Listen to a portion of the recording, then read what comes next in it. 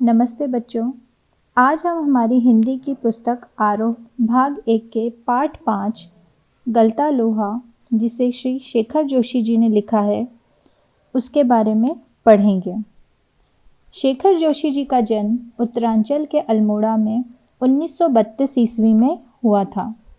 इनकी प्रारंभिक शिक्षा अल्मोड़ा में हुई थी और 20वीं सदी के छठे दशक में हिंदी कहानी में बहुत परिवर्तन हुए थे और उन्हीं कहानियों में के आंदोलन में शेखर जोशी का स्थान बहुत ही महत्वपूर्ण है। इनकी साहित्यिक उपलब्धियों को देखते हुए इन्हें पहल सम्मान प्राप्त हुआ है। अब ये जो कहानी हम पढ़ने वाले हैं, गलता लोहा, इस कहानी में समाज के जातिगत विभाजन पर कई कोणों से टिप्पणी की गई है। हमारा समाज जो अलग अलग जातियों में विभाजित है और उसको लेकर लोगों के मन में जो अभिमान होता है, यहाँ पर इस पाठ में उसके बारे में बात की गई है।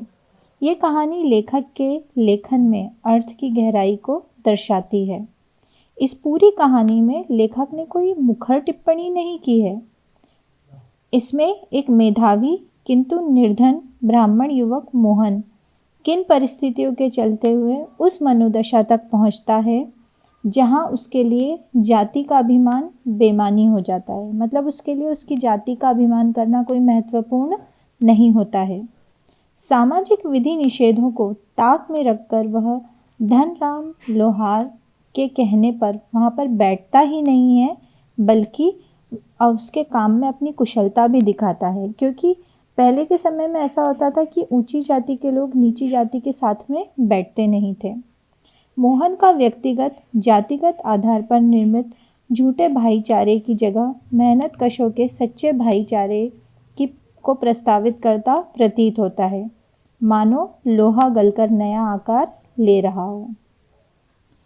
इस कहानी में दो मुख्य पात्र बताए गए हैं। एक मोहन है जो कि ब्राह्मण बालक है, बहुत ही मेधावी है, पढ़ने में होशियार है, और दूसरा उसका मित्र धनराम है जो कि लोहारी का काम करने लगा था।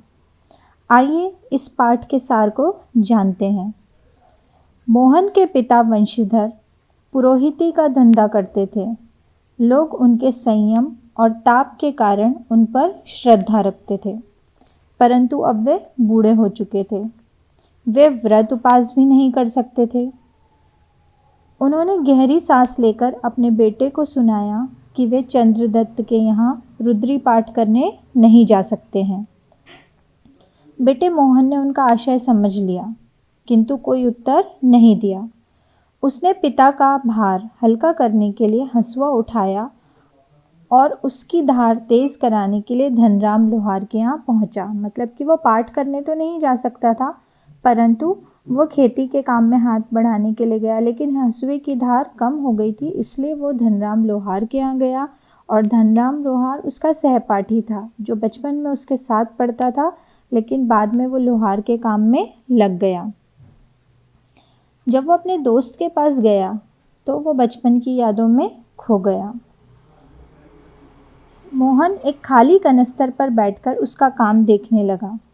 अचानक दोनों को अपने स्कूल के मास्टर त्रिलोक सिंह की याद आ गई। वे हंस हंस कर उन्हें याद करने लगे।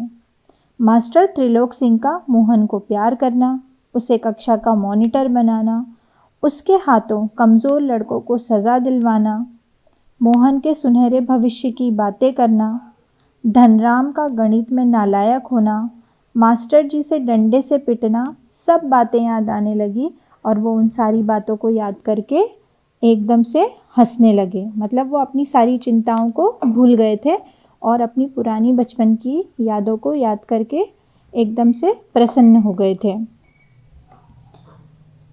धनराम को 13 का पहाड़ा याद नहीं होता था। वह मार खाने पर भी अधिक नहीं सीख सका। तब मास्टर त्रिलोक सिंह ने उसे मजाक में कहा, तेरे दिमाग में लोहा भरा है, इसमें विद्या का ताप नहीं लगेगा। यह कहकर मास्टर जी ने उसे 5-6 दरातियां धार लगाने के लिए दे दी। तभी से वह पिता गंगाराम के साथ में सारा यही लोहारी का काम करने लगा था। उसके पिता भी काम ठीक से न करने पर उसे पीटते थे। एक दिन वह भी आया जब गंगाराम चल बसे और धनराम उसकी जगह लोहारी का काम करने लगा। मोहन को प्राइमरी शिक्षा पूरी करते ही छात्रवृत्ति मिल गई थी। अब वो बहुत ही मेधावी छात्र था, तो उसको छात्रवृत्ति भी मिल गई आगे पढ़ने के लिए। इससे उत्साहित होकर उसके पिता ने सोचा कि वह उसे पढ़ा लिखा कर बड़ा आदमी बनाएंगे। अतः आगे की पढ़ाई के लिए उसको स्कूल भेज दिया गया। स्कूल गांव से 4 मील दूर था। रास्ते में 2 मील की ऊंची चढ़ाई थी। बीच में एक नदी थी। फिर भी मोहन स्कूल जाता। जब वह थका हुआ घर वापस आता तो उसको उसके पिताजी बहुत सारे उदाहरण देकर उत्साहित करते थे, मतलब अच्छी अच्छी कहानियाँ सुनाते थे। एक दिन वह वापसी में नदी पार कर रहा था कि पानी में बाढ़ आ गई और पानी बढ़ गया। कुछ घसियारे साथ थे, जैसे तैसे सब सुरक्षित पहुंच गए। परंतु उस दिन से मोहन के पिता को डर लगने लगा और उन्होंने उसको स्कूल नहीं भेजा। उन्हीं दिनों रमेश नाम का एक युवक, जो कि उनके जाति बिरादरी का था, लखनऊ से गांव आया था। मोहन के पिता ने मोहन की पढ़ाई के बारे में उसके सामने चिंता प्रकट की। रमेश ने उनके साथ सहानुभूति प्रकट की और मोहन को लखनऊ भेजने के लिए कहा। उसने कहा, जहाँ घर में 4 प्राणी हैं वहाँ ये 5वां भी रह लेगा। बड़े शहर में रहकर इसकी पढ़ाई भी हो जाएगी। वंशीधर को तो जैसे भगवान मिल गए हों। उन्होंने मोहन को लखनऊ भेज दिया, परंतु लखनऊ में मोहन सहमा सहमा सा रहा। उससे वहाँ पर नौकरों की तरह काम लिया जाता था। बहुत कहने पर कुछ दिनों बाद उसे एक साधारण से स्कूल में भेज दिया गया। घर के कामों के बोझ के कारण वो जैसे तैसे पास हो सका था और घर के कामों के अलावा मोहल्ले की अन्य स्त्रियों के भी वो घर के काम करने लगा था। गर्मी की छुट्टियों में भी उसे लखनऊ में रख लिया जाता था ताकि रमेश की घर गृहस्थी सुविधा से चलती रहे, क्योंकि उससे नौकरों जैसा काम लिया जाता था और ऐसा बोला जाता था कि गर्मी की छुट्टियों में अगली कक्षा की तैयारी कर रहा है, इसलिए वह अपने घर भी नहीं जाता था। मोहन ने हर परिस्थिति से समझौता करना सीख लिया। वह अपने पिता को सच्चाई बताकर दुखी नहीं करना चाहता था। 8वीं पास करने के बाद रमेश ने उसको आगे नहीं पढ़ाया। कहा कि लोग तो BA MA करके भी बेकार में घूम रहे हैं। अतः उसने उसे एक तकनीकी स्कूल में भर्ती करा दिया। मतलब कि उसने कहा कि पढ़ने से तो अच्छा है कि तुम कुछ ऐसा टेक्निकल काम सीख लो जो आगे भी तुम्हारे काम आए। घर की दिनचर्या पहले की तरह चलती रही। 1.5-2 साल बाद वह पूरी तरह से बेकार हो गया और फैक्ट्रियों के चक्कर लगाने लगा। वंशीधर हर किसी को मोहन के बारे में यही बताते थे कि वह बड़ा अफसर बनकर घर लौटेगा, परंतु जब उसे सच्चाई का पता चला तो बहुत गहरा दुख हुआ। धनराम ने उनसे मोहन के बारे में पूछा तो वे झूठ भूल गए। धनराम ने उनसे यही कहा, मोहन लला तो बचपन से ही बड़े बुद्धिमान थे। मतलब उसके मित्र ने तो लोहारी का काम किया, लेकिन उसको ऐसा लगता था कि मेरा दोस्त बाहर पढ़ने गया है तो बड़ा अफसर बनकर लौटेगा। मोहन और धनराम अपने स्कूल की बात याद करते करते कहीं खो गए।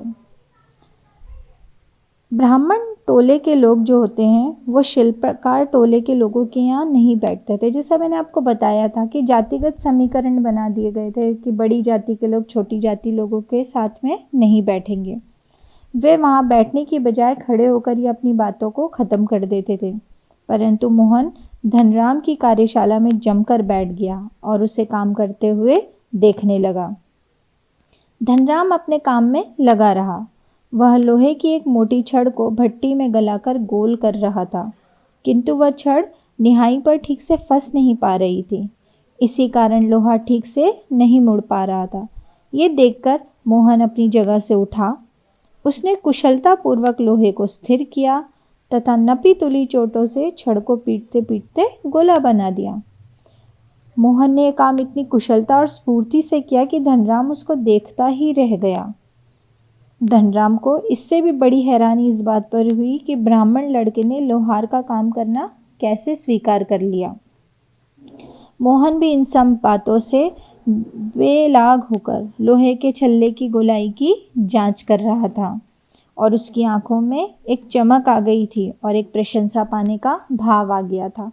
तो यहाँ पर हमने इस कहानी से यही सीखा कि जातिगत भेदभाव जो होता है वो किसी के भी काम करने के तरीके को प्रभावित नहीं करता है। धन्यवाद।